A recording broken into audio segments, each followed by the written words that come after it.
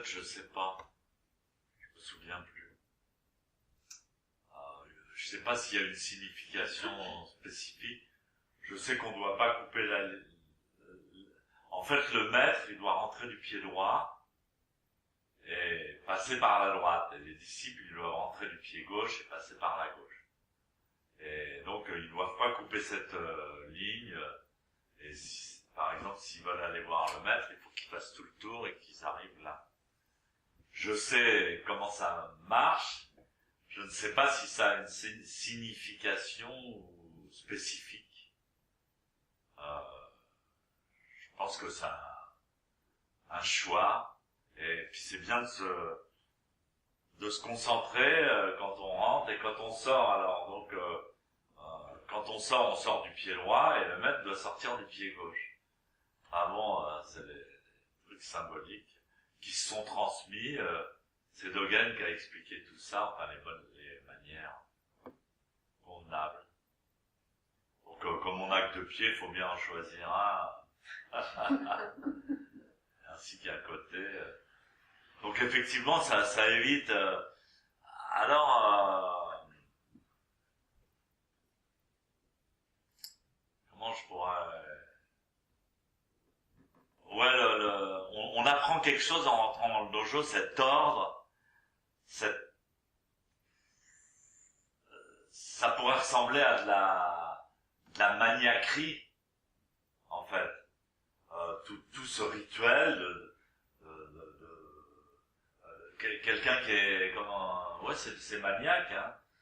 Donc d'enjamber la poutre, de rentrer avec le pied gauche, de pas laisser les bras ballants, de faire le tour par là. Il y a tout un code précis de comportement qui finalement est complètement imprégné au bout de pas mal d'années.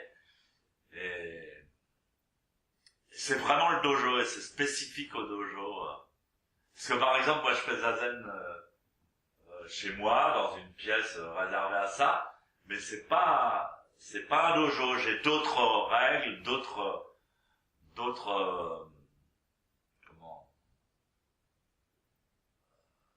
références, etc. dans ma pièce. Mais le dojo c'est vraiment spécifique et ça se pratique à plusieurs. C'est très puissant et je crois que ça laisse quelque chose dans la vie. C'est vrai, moi, peut-être en vieillissant, je m'aperçois que j'aime bien dans le travail, dans la manière de faire les choses, dans la manière de cuisiner, dans la manière de faire les choses, il y a quand même quelque chose qui reste de ça.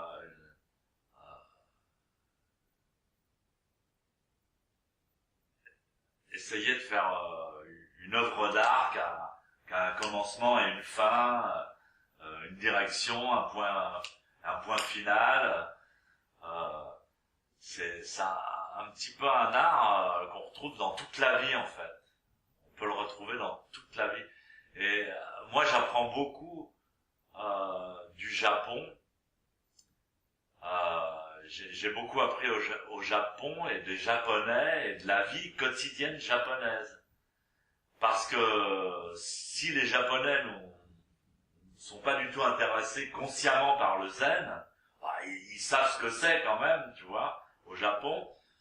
Mais la civilisation et la manière de vivre et les petits détails de la vie des Japonais est complètement imprégnée par ces manières du dojo, par le dojo et par le zen.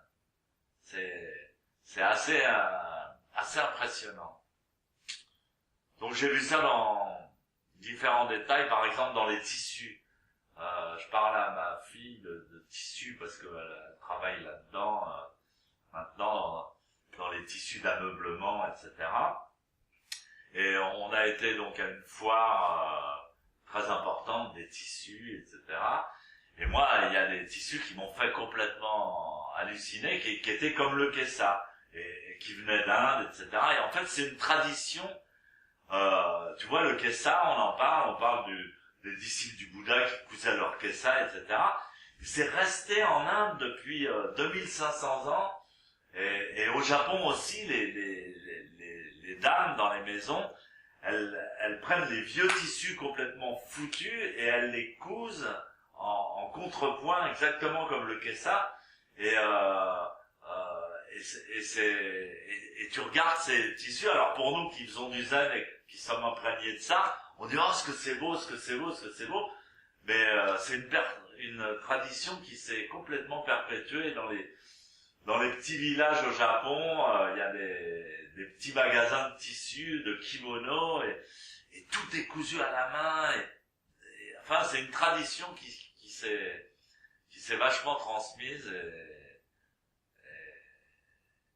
Et c'est important.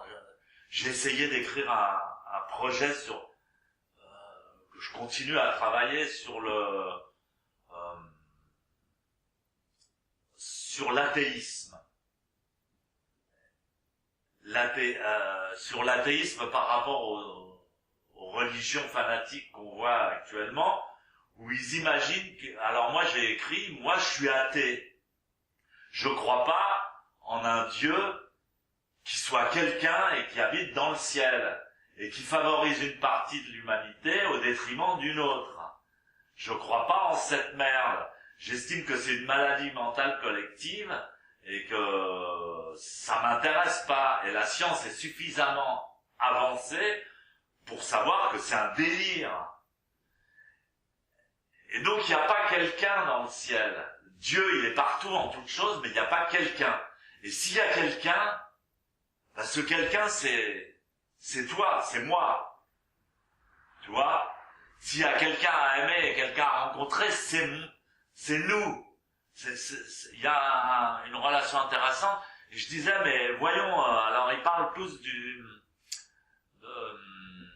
comment ils appellent ça, la laïcité. Et je dis, la laïcité, c'est un monde de gens blasés qui n'ont plus d'éthique. Ils savent plus que, ils n'ont pas d'éthique fondamentale. Et en fait, ce qui remplace l'éthique maintenant dans notre société, c'est le politiquement correct. C'est-à-dire, c'est pas une éthique, c'est la pensée collective du plus grand nombre. Mais De Gaulle, il disait, le plus grand nombre, c'est des cons. Tu vois. Et donc, faut retrouver des valeurs et une manière de fonctionner spirituelle dans notre société, sans avoir ces religions culpabilisantes. Et parce que nous on a trinqué aussi dans la religion chrétienne, et donc ce comportement qu'on a en rentrant dans le dojo, ce comportement qu'on a en apprenant à coudre le kessa, enfin en apprenant du zen en tous les cas, c'est comme le fil d'Ariane, tu sais, je sais pas si c'est le fil d'Ariane, j'en sais rien, mais dans la mythologie grecque où elle va dans un labyrinthe et elle tient un fil, c'est la même chose. Et l'éthique, c'est ce fil, tu vois, c'est retrouver ce fil, retrouver un sens, parce que ça peut être qu'intuitif, on peut pas dire ça c'est beau, ça c'est mal, ça c'est bien, ça c'est mal, mais on a besoin d'une éthique viscérale, quoi. On a besoin d'une éthique viscérale pour vivre ensemble, quoi. Alors donc je crois que le dojo c'est un apprentissage abstrait de cette éthique, où on rentre du pied gauche, où on tourne par la gauche, où on fait face à son lieu de méditation, symbolisé par le coussin, où on salue son espace intime de méditation, où on se retourne, je suis sûr que personne ne le fait d'ailleurs, où on se retourne, où on salue les autres pratiquants, où on s'assoit tout seul, mais on est déjà avec tous les autres. Et donc tout ça, c'est un fil d'Ariane qui mène à l'éthique fondamentale du zazen, qui est salvatrice pour son âme éternelle, et où on retrouve au fond de ses viscères la vraie morale, la vraie éthique. Et bon, c'est hyper important. Et la la vraie éthique ne peut pas être séparée de l'amour.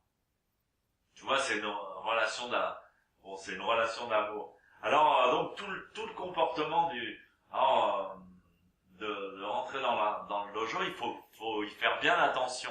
En fait, on salue son coussin, on se retourne, on salue les autres, on se retourne, on fait le tour par la gauche de son coussin, on s'assoit bien, on se balance de droite à gauche, tout ça.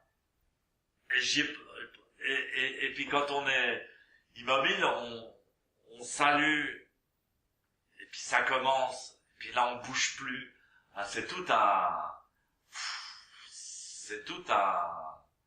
un cérémonial extrêmement important que on le comprend avec son corps. Enfin, je l'espère.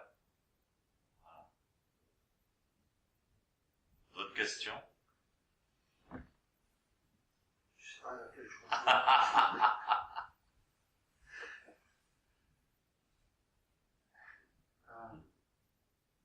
À quel moment il est utile de demander le Kyosaku? Quand le Kyosakuman passe derrière vous. En fait, normalement, on ne demande pas le Kyosaku. Dans un dojo traditionnel, on ne demande pas, il est donné d'office. Et donc, il y a des Kyosakuman, on appelle ça comme ça, et donc ils observent, et s'il y en a un qui bouge, ou qui cligne trop des yeux, ou qui gigote, alors à ce moment-là, tac, on lui touche l'épaule, il doit saluer, et bam, on lui donne un coup. Alors mon maître a donné un coup sur chaque épaule pour que ça soit bien équilibré, parce que les Européens s'intéressaient au massage et au shiatsu. Ils disaient ouais, mais vous avez tapé que l'épaule droite. Alors elle a dit bon, maintenant je vais taper les deux épaules. Alors ça faisait une sorte de massage, et comme il a vu, il était intelligent, il s'est adapté à la culture française et européenne, et puis comme les gens ont assimilé ça aussi à un massage et à un peu de l'acupuncture, il a permis aux gens de le demander. Et en fait, on est passé du Kyosaku d'office à attendre que les gens le demandent. En réalité, le Kyosaku d'office, c'est mieux. C'est mieux parce que quand il y a le maître qui est derrière et qu'on est assis, on a une grande concentration parce qu'on a peur de recevoir un coup. Mais maintenant qu'on n'a plus le droit à la fessée dans la société européenne, si on donne le Kyosaku d'office aux gens dans le dojo, ils peuvent porter plainte pour coup, etc. Donc c'est important de dire non, mais il me l'a demandé. Je lui ai donné, mais il me l'a demandé. Alors là, on rentre dans une relation sadomaso, c'est déjà mieux.